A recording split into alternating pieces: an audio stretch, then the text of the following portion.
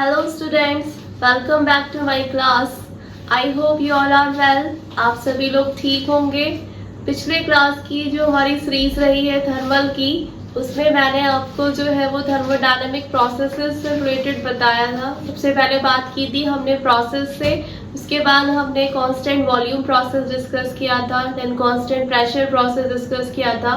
तो आज की इस वीडियो में जो है वो हम लोग आइसोथर्मल प्रोसेस डिस्कस करने वाले हैं. आइसोथर्मल का मीन्स होता है, या दूसरा, या आप ये बोल सकते हो कि इसका दूसरा नाम है कांस्टेंट टेम्परेचर प्रोसेस. ठीक है, तो इसी सीरीज में हम आगे बढ़ते हैं. यहाँ आपको मैंने शो किया है आइसोथर्मल प्रोसेस, यानी अब हम किस प्रोसेस की बात कर रहे हैं कि इस प्रोसेस में आपका टेम्परेचर जो है वो कांस्टेंट रहने वाला है. तो सबसे पहले हम इसका पीवी और टीएस डायग्राम बना लेते हैं.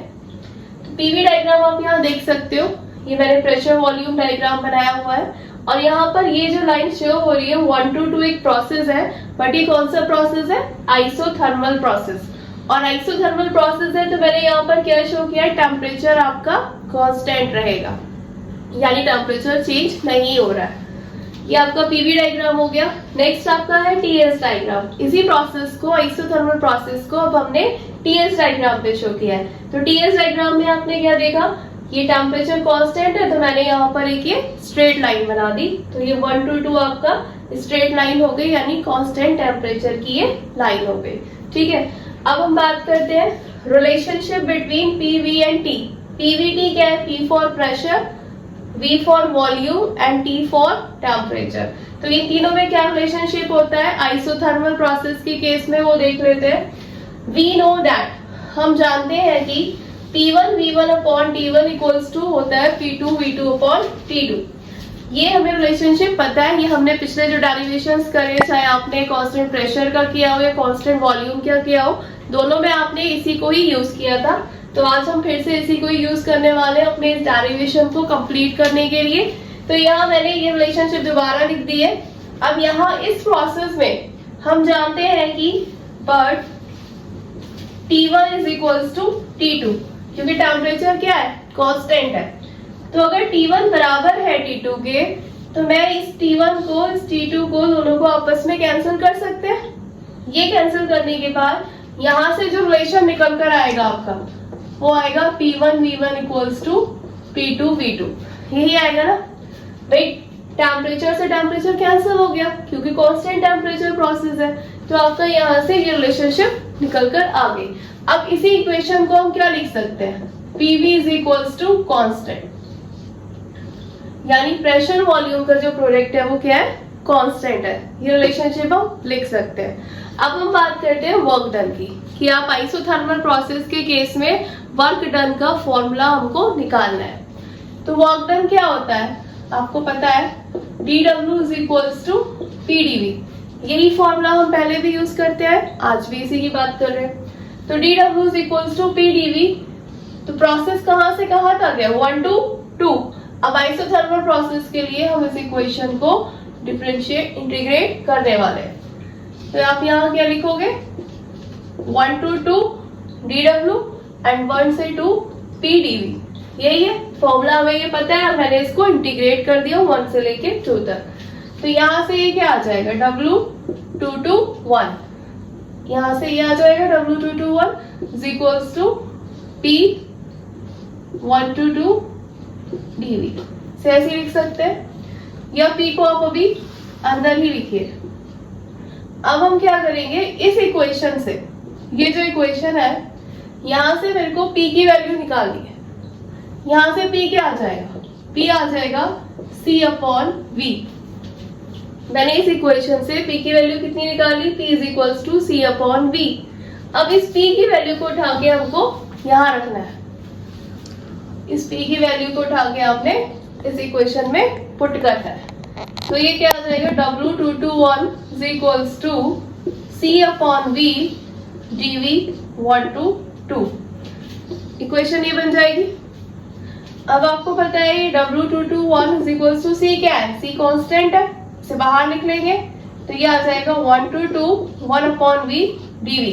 ये इक्वेशन बन जाएगी. C को मैंने बाहर लिख लिया.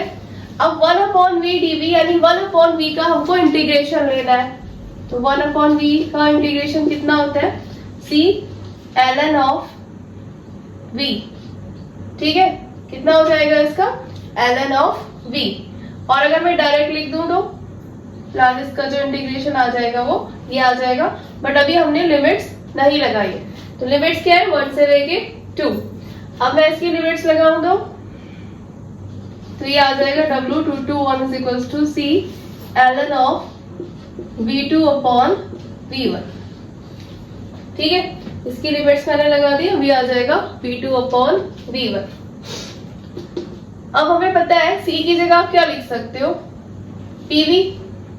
भाई ये क्वेश्चन भी तो है ना, p1 v1 is equals to p2 v2 is equals to c। ये रिलेशनशिप हम ऊपर ही निकाल चुके हैं, यहाँ हमने बात की थी इसकी।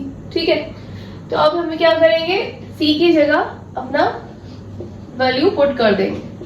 तो c की जगह मैं क्या लिख सकती हूँ, p1 v1 ln of v2 upon v1। ठीक है, ये लिख सकते हैं। इसके अलावा हमें ये भी पता है, we also know that, हम ये भी जानते हैं कि p1 v1 is equals to mr p1 होता है। ये भी क्वेश्चन हमको पता है, तो हम ये वैल्यू भी लिख सकते हैं इस इक्वेशन में।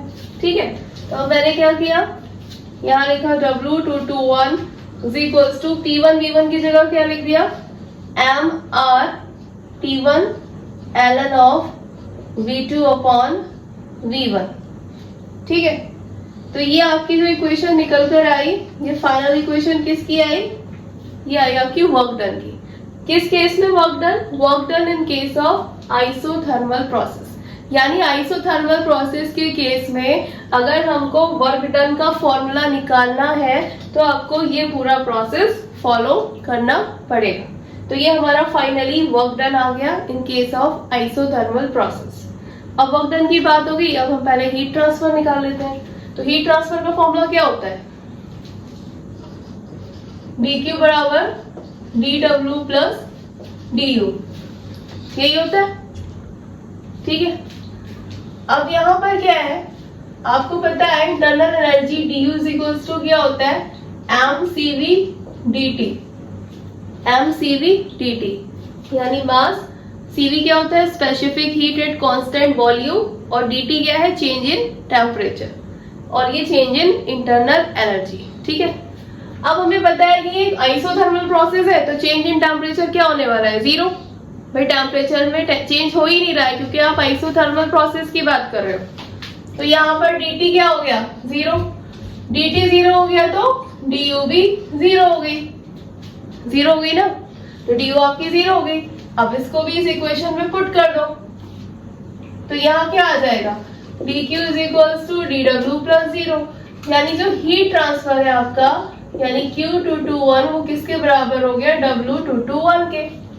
यही तो हुआ यहाँ से, यानी हीट ट्रांसफर बराबर हो गया आपका वर्क डन के। यानी दोनों ही हीट ट्रांसफर का भी और वर्क डन का भी दोनों के फॉर्मूले सेम रहने वाले in case of isothermal process.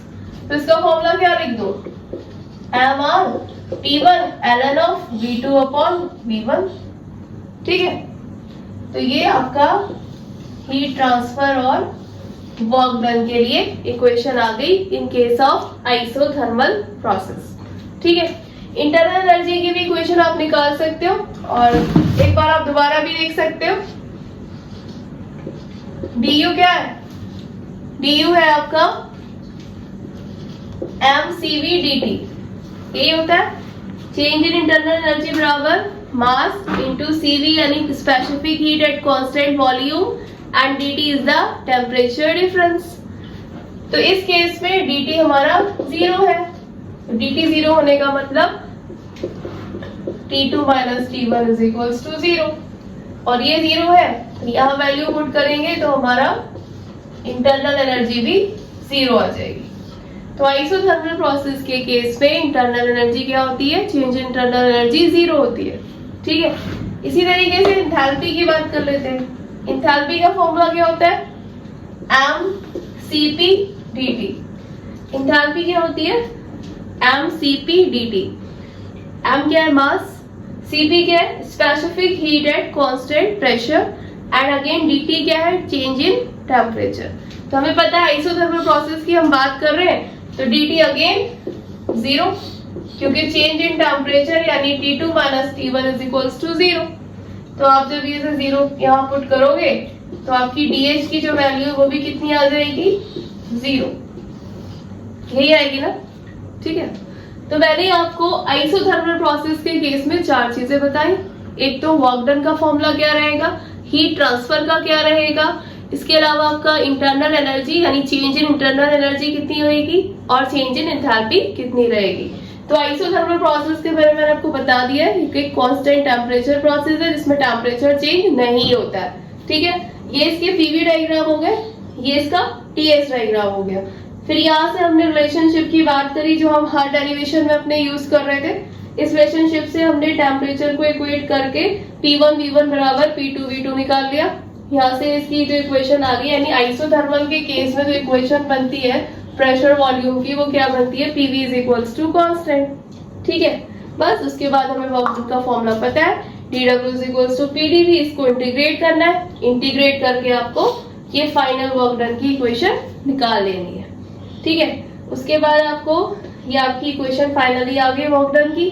फिर हमको ये अकॉर्डिंग टू फर्स्ट लॉ, यानी फर्स्ट लॉ ऑफ थर्मोडायनेमिक्स से हमें पता है कि dq बराबर होता है, यानी हीट ट्रांसफर बराबर होता है वर्क डन और इंटरनल एनर्जी का सम, ठीक है। तो यहाँ से हमें पता है इंटरनल एनर्जी में क्या आता है, dt आता है, और dt आपका 0 होने वाला है क्योंकि ये आइसोथर्मल प्रोसेस का केस है। तो इसलिए हमने du को 0 कर दिया।